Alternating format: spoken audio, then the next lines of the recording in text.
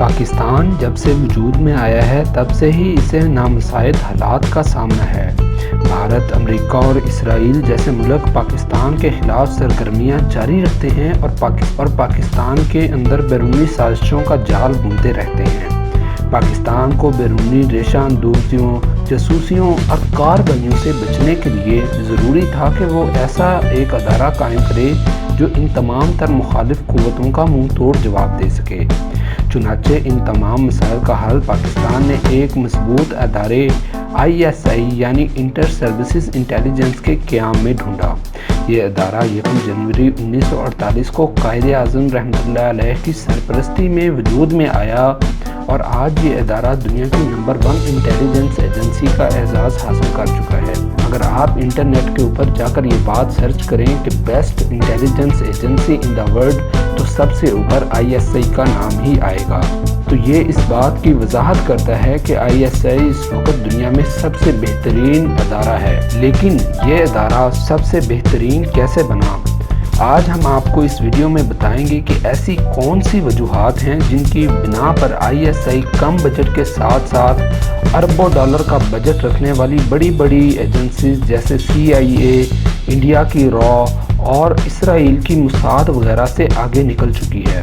میں ہوں آپ کا ہوسٹ سعد اشرف اور آج ہم آپ کے سامنے ان تمام وجوہات کا تذکرہ کریں گے اور جانیں گے کہ ISI نے کس طرح ان تمام ملک مخالف قوتوں کو پیچھے چھوڑا اور سب سے آگے نکل گئی۔ ویڈیو کو شیئر کرتے ہیں۔ اس سے پہلے اس بات کو یقینی بنا لیں کہ آپ نے ہمارے چینل کو سبسکرائب کر لیا ہے تاکہ آپ اسی طرح کی نہایت اچھی ویڈیوز دیکھتے رہیں اور آپ کو نوٹیفیکیشن ملتے رہیں۔ ویڈیو کی جانب بڑھتے ہیں۔ نمبر 1، غداری نہ کرنا یا ملک سے وفاداری۔ ISI ایک انتہائی پروفیشنل ادارہ ہے۔ ISI کے جاسوس انتہائی مہارت سے اپنا کام کرتے ہیں اور ملک مخالف ایجنسیوں سے تمام حالات کا ڈٹ کر مقابلہ کرتے ہیں۔ لیکن اگر کیسے بھی مشکل حالات کیوں نہ آ جائیں یا انہیں جس قدر مرضی لالچ دے دیا جائے، یہ کبھی بھی اپنے ملک سے غداری نہیں کرتے۔ ملکی سطح پر کام کرنے کی وجہ سے ان کے پاس حساس معلومات موجود ہوتی ہیں جو کہ ملک اور ملک کے دفاع کے لیے انتہائی اہم ہوتی ہیں۔ اگر یہ چاہیں تو یہ معلومات بیرونی طاقتوں کو بیچ سکتے ہیں جن کے ذریعے یہ مال و دولت میں بہت زیادہ آگے نکل سکتے ہیں۔ لیکن ISI کے جانباز کبھی بھی ایسا نہیں کرتے اور وطن کی تمام تر حساس معلومات کی دل و جان سے حفاظت کرتے ہیں اور غداری جیسے عظیم جرم کے مرتکب نہیں ہوتے۔ جبکہ بیرونی طاقتوں کی ایجنسیز کے جاسوس پکڑے بھی جاتے ہیں اور وہ اپنے ممالک کی حساس معلومات اپنے مخالف قوتوں کو بیچ بھی دیتے ہیں، جن کی وجہ سے ان ممالک کو بہت زیادہ نقصان کا سامنا کرنا پڑتا ہے۔ جبکہ 72 سالہ ISI کے دور میں شروع سے لے کر اب تک کوئی ایک ایسا کیس بھی سامنے نہیں آیا جو اس بات کی یقین دہانی کراتا ہو کہ ISI کے کسی بھی جاسوس نے غداری کی یا ملک سے وفاداری کیے بغیر ملک کی انفارمیشن یا ملک کی حساس معلومات دوسرے ممالک کو بیچ دی، جس کی وجہ سے ISI دنیا کی ٹاپ رینک ایجنسی بن جاتی ہے۔ اب بڑھتے ہیں پوائنٹ نمبر 2 کی جانب۔ Double agent. جو لوگ جاسوس بن جاتے ہیں اور اپنے کام میں مکمل مہارت حاصل کر لیتے ہیں تو پھر یہ لوگ ملکی سطح پر کام کرتے ہیں۔ ملک کے اندر اور ملک کے باہر ان کے بہت سارے رابطے استوار ہو جاتے ہیں اور پھر یہ لوگ پیسے کے لیے یا اپنے مفادات کی غرض سے 1 یا 2 سے زیادہ ممالک کے ساتھ بھی کام کرنا شروع کر دیتے ہیں۔ یہ جاسوس ایک ہی وقت میں 2 یا 3 ممالک کے مفادات کے لیے کام کرتے ہیں، لیکن کسی بھی وقت یہ کسی بھی ملک کو دھوکہ دے کر جا سکتے ہیں۔ ایسا کرنے والے جاسوسوں کو ڈبل ایجنٹ کا نام دیا جاتا ہے اور الحمدللہ پاکستان کی طاقت ISI کا کوئی بھی جوان ڈبل ایجنٹ ابھی تک نہیں ہوا اور یہ جوان صرف اپنی ہی ملک کے مفادات کے لیے کام کرتے ہیں اور چونکہ ان کا مقصد اسلام اور پاکستان کی سربلندی ہوتا ہے، اسی وجہ سے یہ افراد اپنے مشنز میں کامیاب بھی ہوتے ہیں اور بغیر کسی دوسرے مخالف ملک کی سرپرستی لیے بغیر اپنے مشنز کو سر انجام دیتے ہیں۔ نمبر 3 کی جانب بڑھتے ہیں۔ اسے کہتے ہیں خودکشی۔ جاسوسی کرنا اور خفیہ رازوں کی حفاظت کرنا ایک انتہائی مشکل کام ہے۔ ایسی صورت میں مخالف قوتوں کی جانب سے پکڑے جانے کا بڑا اندیشہ ہوتا ہے، جب مخالف قوتیں کسی بھی جاسوس کو پکڑ لیتی ہیں تو اس میں سے حساس معلومات نکلوانے کے لیے ان کے اوپر انتہائی تشدد کرتی ہیں اور طرح طرح کے حربے آزماتی ہیں۔ ایسی صورت میں کبھی کبھار تو جاسوس ظلم سہتے سہتے ہی دم توڑ جاتا ہے یا کبھی کبھار اپنی حساس معلومات اگل دیتا ہے۔ ان دونوں صورتوں میں مخالف قوت کو بہت زیادہ فائدہ ہوتا ہے۔ ایک تو یہ کہ ایک جاسوس انہوں نے ختم کر دیا، ہلاک کر دیا، دوسرا یہ کہ انہوں نے حساس معلومات بھی حاصل کر لی۔ تو ایسے انجام سے بچنے کے لیے جاسوس اکثر پکڑے جانے کے وقت خودکشی کر لیتے ہیں۔ لیکن ایک اور فیکٹر بھی خودکشی کا موجود ہے کہ غیر مسلم قوتیں اپنے مفادات کے لیے مظلوموں کے اوپر ظلم کرتی ہیں اور بے گناہ افراد کو بھی قتل کر دیتی ہیں۔ اپنے راہ میں آنے والی ہر رکاوٹ کو وہ تہس نہس کر دیتی ہیں اور کسی بھی روایات اور مذہبی تقدس کا بھی احترام نہیں کرتی، جس کی وجہ سے ان کی زندگیوں سے سکون ختم ہو جاتا ہے اور یہ خودکشی یا اپنے ساتھی کو قتل کرنے کی جانب راغب ہو جاتے ہیں۔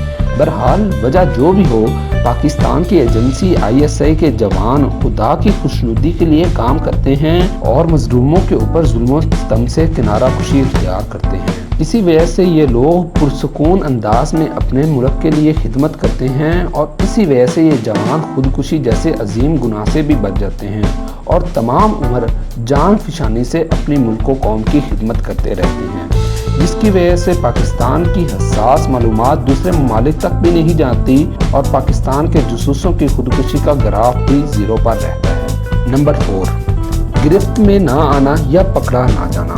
شہزاد پرویز، کلبھوشن یادو، سراج رضی یہ وہ جاسوس ہیں جو پچھلے کئی سالوں میں پاکستان میں سے پکڑے گئے ہیں۔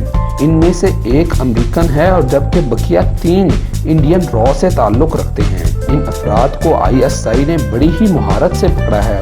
یہ افراد پاکستان کے مفادات کے خلاف کام کر رہے تھے اور پاکستان میں دہشت گردی کو پھیلانے کے لیے کام کر رہے تھے۔ ISI نے ان کو پکڑا اور تمام دنیا کے سامنے ان کا پردہ فاش کیا، لیکن پاکستانی جاسوس آج تک کبھی بھی نہیں پکڑے گئے۔ اگر آپ گوگل پر بھی سرچ کریں تو آپ کو کوئی ایک مصدقہ اطلاع یا خبر نہیں ملے گی جو یہ بتاتی ہو کہ پاکستانی جاسوس کبھی کسی بھی ملک سے پکڑے جائیں۔ دوسری جانب انڈین ایجنسی را، جس کا بجٹ ISI کے مقابلے میں بہت زیادہ ہے، اس کے جاسوسوں کے پکڑے جانے کی ایک لمبی فہرست موجود ہے۔